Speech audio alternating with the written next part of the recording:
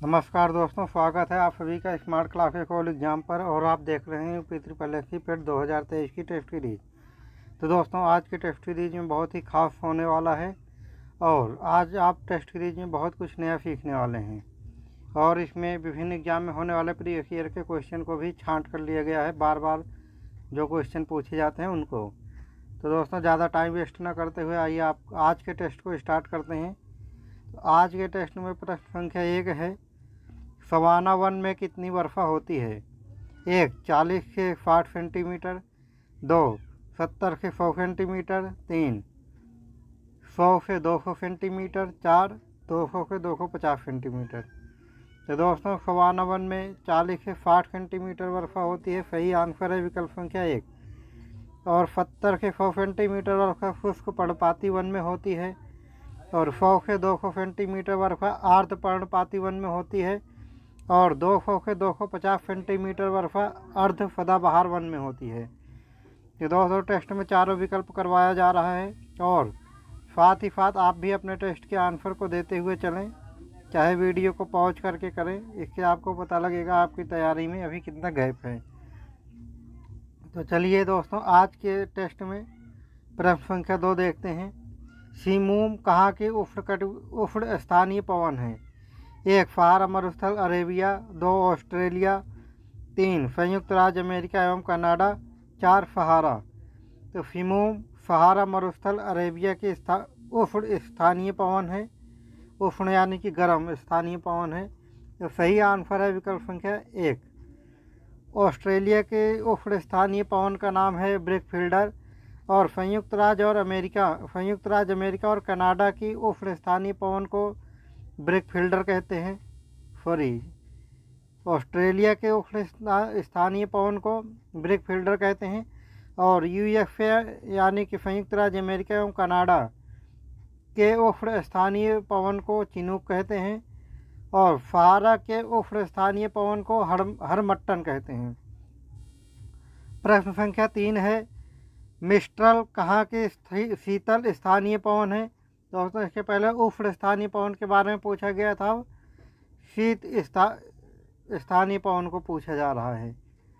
तो चलिए आज के देखते हैं कौन सी है मिस्ट्रल, कहाँ के शीतल स्थानीय पवन है। देखते हैं विकल्प में। विकल्प संख्या 1 है, इटली एड्रियाटिक सागर के पूर्वी तट पर, यानी कि इटली में जो एड्रियाटिक सागर है उसके पूर्वी तट की बात कर रहे हैं। और 2. साइबेरिया। 3. स्पेन एवं फ्रांस के पठारी क्षेत्र। 4. संयुक्त राज्य अमेरिका। तो मिस्ट्रल स्पेन एवं फ्रांस के पठारी क्षेत्र की शीतल स्थानीय पवन है। सही आंसर है विकल्प संख्या 3। इटली एड्रियाटिक सागर के पूर्वी तट पर जो शीतल स्थानीय पवन है उसको बोरा कहते हैं और साइबेरिया के शीतल स्थानीय पवन को बुरान कहते हैं। संयुक्त राज्य अमेरिका के स्थानीय शीतल स्थानीय पवन को ब्लिजार्ड कहते हैं। आइए दोस्तों, आज के प्रश्न संख्या 4 देखते हैं। झेलम और चिनाब नदी के बीच के तराई क्षेत्र को क्या कहते हैं? 1. रचना। 2. बारी। 3. चाज या छाज। 4. बिस्ट। झेलम और चिनाब नदी के बीच के तराई क्षेत्र को चाज या छाज कहते हैं। सही आंसर है विकल्प संख्या 3। और रचना, चिनाब और रावी नदी के बीच के तराई क्षेत्र को रचना कहते हैं और रावी और ब्यास के बीच के तराई क्षेत्र को बारी कहते हैं और ब्यास और सतलज के बीच के तराई क्षेत्र को बिस्ट कहते हैं। प्रश्न संख्या 5 है, एटलस वर्लित पर्वत कहाँ है? 1. स्पेन और फ्रांस। 2. संयुक्त राज्य अमेरिका यानी कि यूएसए। 3. मध्य पूर्वी ईरान। 4. उत्तर पश्चिम अफ्रीका। तो एटलस उत्तर पश्चिम अफ्रीका का एटलस वर्लित पर्वत है। सही आंसर है विकल्प संख्या 4। स्पेन एवं फ्रांस में जो वर्लित पर्वत पाए जाते हैं उनका नाम है पेरिनीज और आल्प्स और संयुक्त राज्य अमेरिका में जो वर्लित पर्वत पाए जाते हैं उनका नाम है कास्केड श्रेणी और अलास्का श्रेणी।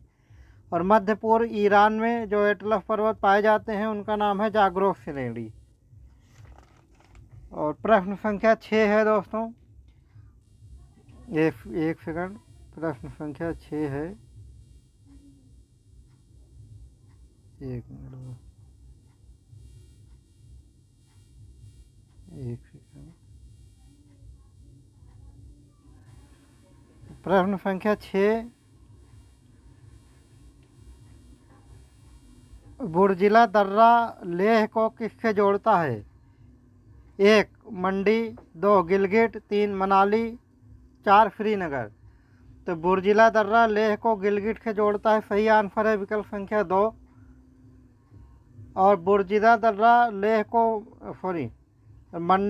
लेह को मंडी से जोड़ने वाले दर्रे को बाड़ा लाचा दर्रा बोलते हैं, और लेह से मनाली को जोड़ने वाले दर्रे को रोहतांग दर्रा बोलते हैं, और लेह से श्रीनगर को जोड़ने वाले दर्रे को जोजिला दर्रा बोलते हैं।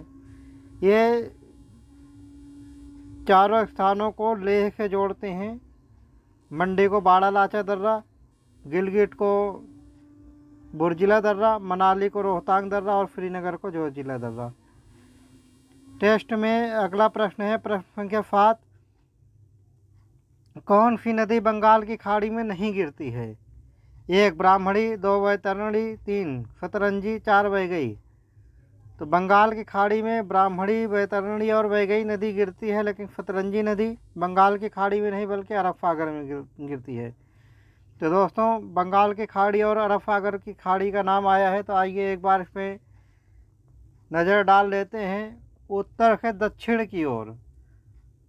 पहले हम बंगाल की खाड़ी की चर्चा करेंगे, कौन सी नदी उत्तर से दक्षिण की ओर बंगाल की खाड़ी में गिरती है।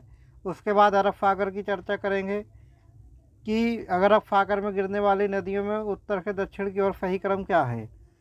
बंगाल की खाड़ी में उत्तर से दक्षिण की ओर नदियों को गिरने का क्रम है हुगली, दामोदर, स्वर्णरेखा, वैतरणी, ब्राह्मणी, महानदी, गोदावरी, कृष्णा, पेन्नार, कावेरी, वैगई और ताम्रपर्णी।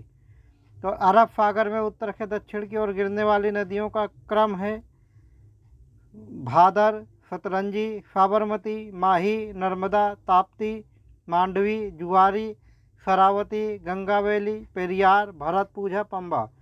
तो दोस्तों, बंगाल की खाड़ी और अरब सागर में की खाड़ी में गिरने वाली नदियों का उत्तर से दक्षिण की तरफ हमने सही क्रम देख लिया है। आइए आज के टेस्ट में प्रश्न संख्या 8 देखते हैं। कील नहर किसको जोड़ती है? 1 नॉर्थ सी और बाल्टिक सागर, 2 नॉर्थ सी और ब्लैक सी, 3 बाल्टिक सागर और वाइट सी, 4 लाल सागर और भूमध्य सागर। तो कील नहर नॉर्थ सी और बाल्टिक सागर को जोड़ती है, सही आंसर है विकल्प संख्या 1। और नॉर्थ सी और ब्लैक सी को राइन मरमे डेन्यूब नहर जोड़ती है। बाल्टिक सागर और वाइट सागर को वाइट सागर को स्टालिन नहर जोड़ती है, और लाल सागर और भूमध्य सागर को फैज नहर जोड़ती हैं। प्रश्न संख्या 9 है, सू नहर किसको जोड़ती है? 1 मिशिगन झील और एरी झील, 2 ओटेरियो झील और सेंट लॉरेंस झील, 3 ह्यूरॉन और सुपीरियर झील, 4 दक्षिण अटलांटिक महासागर और प्रशांत महासागर। तो कील नहर नॉर्थ सी और सू नहर ह्यूरॉन सू नहर ह्यूरॉन और सुपीरियर झील को जोड़ती है, सही आंसर है विकल्प संख्या 3। मिशिगन झील और एरी झील को एरी नहर जोड़ती है। ओटेरियो झील और सेंट लॉरेंस झील को वेलेंज नहर जोड़ती है, और दक्षिण अटलांटिक महासागर और प्रशांत महासागर को मैगलन जलसंधि जोड़ती है। प्रश्न संख्या 10 है, दक्षिण चीन सागर और फिलीपींस को कौन सी जलसंधि जोड़ती है? 1 मलक्का जलसंधि, 2 लुजोन जलसंधि, 3 टोपरा जलसंधि, 4 फुंडा जलसंधि। तो चीन सागर और फिलीपींस सागर होगा यहाँ पे को लुजोन जलसंधि जोड़ती है, सही आंसर है विकल्प संख्या 2। और लुजोन जलसंधि ताइवान को फिलीपींस से अलग करती है। मलक्का जलसंधि अंडमान सागर और दक्षिण चीन सागर को जोड़ती है और इंडोनेशिया को मलक्का से अलग करती है। टोपरा जलसंधि प्रशांत महासागर को पूर्वी चीन सागर से जोड़ती है, ये जापान में है। फुंडा जलसंधि हिंद महासागर को जावा सागर से जोड़ती है और ये सुमात्रा को जावा से अलग करती है। प्रश्न संख्या 11 है, मकाफार जलसंधि जावा सागर को किससे जोड़ती है? 1 दक्षिण चीन सागर, 2 हिंद महासागर, 3 फिलीपींस सागर, 4 तस्मान सागर। तो मकाफार जलसंधि जावा सागर को फिलीपींस सागर से जोड़ती है। सही आंसर है विकल्प संख्या 3। और दक्षिण चीन सागर को जावा सागर से जोड़ती है, जोड़ने वाली संधि का नाम है कारीमाटा जल संधि, ये इंडोनेशिया में है। और हिंद महासागर को जावा सागर से जोड़ने वाली संधि का नाम है फुंडा जल संधि। और तस्मान सागर को जावा सागर से जोड़ने वाली संधि का नाम है फोबेक जल संधि। तो दोस्तों फोबेक जल संधि न्यूजीलैंड में है, कारीमाटा, फुंडा और मकाफार जल संधि इंडोनेशिया में है।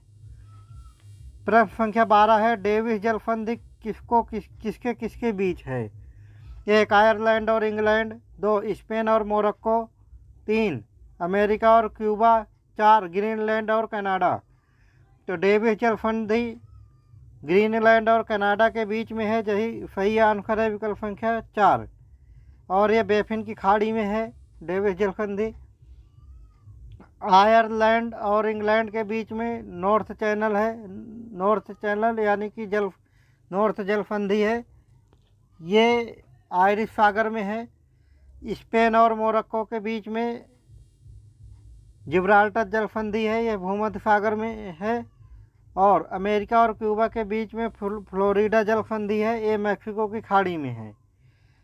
आज के टेस्ट में अगला प्रश्न है प्रश्न संख्या 13। ये बहुत ही महत्वपूर्ण प्रश्न है दोस्तों, इनके लिए बहुत ध्यान से देखें। कितने एशियाई देशों की सीमा भूमध्य सागर से लगती है? 1 4, 2 5, 3 10, 4 21। तो दोस्तों एशियाई भूमध्य सागर की रेखा वैसे 21 देशों से लगती है, जिसमें से 4 एशियाई देश हैं। सही आंसर है विकल्प संख्या 1। और 5 अफ्रीकी देश हैं, 10 यूरोपीय देश हैं और 2 आइसलैंड हैं। तो दोस्तों एक बार नज़र डालते हैं तो भूमध्य सागर से लगने वाले 4 एशियाई देश कौन कौन से हैं, एक बार देखते हैं। 1 तुर्की, 2 सीरिया, 3 लेबनान, 4 इजराइल। और भूमध्य सागर से 5 अफ्रीकी देश लगते हैं, वो अफ्रीकी देश हैं। 1 Morocco, 2 Algeria, 3 Tunisia, 4 Libya, 5 Egypt. और भूमध्य सागर से 10 यूरोपीय देश लगते हैं, और 10 यूरोपीय देश हैं। 1 Spain, 2 France, 3 Monaco, 4 Italy, 5 Slovenia, 6 Croatia, 7 Bosnia Herzegovina, 8 Montenegro, 9 Albania, 10 Greece. और 2 आइसलैंड हैं जो भूमध्य सागर से लगते हैं, 1 माल्टा, 2 साइप्रस। और अगला प्रश्न है दोस्तों टेस्ट में प्रश्न संख्या 14। लाल सागर से कितने देशों की सीमा लगती है? 1 5, 2 6, 3 11, 4 8। तो लाल सागर से 6 देशों की सीमा लगती है। सही आंसर है विकल्प संख्या 2। और काला सागर की भी सीमा 6 देशों से लगती है। और कैस्पियन सागर 5 देशों से कैस्पियन सागर की सीमा लगती है। और 11 आसियान कंट्री हैं और सार्क कंट्री 8 हैं। तो दोस्तों वो 6 देश जिनकी सीमा लाल सागर से लगती है वो हैं निम्न प्रकार हैं। 1 यमन, 2 इजिप्ट, 3 सऊदी अरब, 4 सूडान, 5 इरिट्रिया, 6 जिबूती। और काला सागर से लगने वाले 6 देश जिनकी सीमा काला सागर से लगती है वो 6 देश निम्न प्रकार हैं। 1 यूक्रेन, 2 रूस, 3 जॉर्जिया, 4 तुर्की, 5 बुल्गारिया, 6 रोमानिया। और 5 देशों की सीमा कैस्पियन सागर से लगती है, वो 5 देश निम्न प्रकार हैं। 1 तुर्कमेनिस्तान, 2 अजरबैजान, 3 ईरान, 4 कजाकिस्तान, 5 रूस। और आसियान देशों में 11 कंट्री हैं। और आसियान की स्थापना 8 अगस्त 1967 को हुई थी। और आसियान के देश पे एक नज़र डाल लेते हैं कौन कौन से देश हैं। तो एशियान के संस्थापक देशों में 5 देश थे। 1 Indonesia, 2 Malaysia, 3 Philippines, 4 Singapore, 5 Thailand. और 6 देश बाद में जुड़े हैं। बाद में जुड़ने वाले देश हैं ब्रुनेई, दारुसलाम, बर्मा यानी कि म्यांमार, कंबोडिया, लाओस और वियतनाम। फार्क देश 8 हैं और फार्क देश की स्थापना 8 दिसंबर 1985 को हुई थी। और फार्क देश में 8 देश निम्न प्रकार हैं: 1 भारत, 2 पाकिस्तान, 3 बांग्लादेश, 4 श्रीलंका, 5 म्यांमार, 6 मालदीव, 7 भूटान, 8 अफगानिस्तान। और 9वां देश भी फार्क में जुड़ गया है। तो अभी इस समय फार्क में 9 देश हैं। टेस्ट में अगला प्रश्न है, प्रश्न संख्या 15। कोंकण रेलवे कितने राज्यों में है?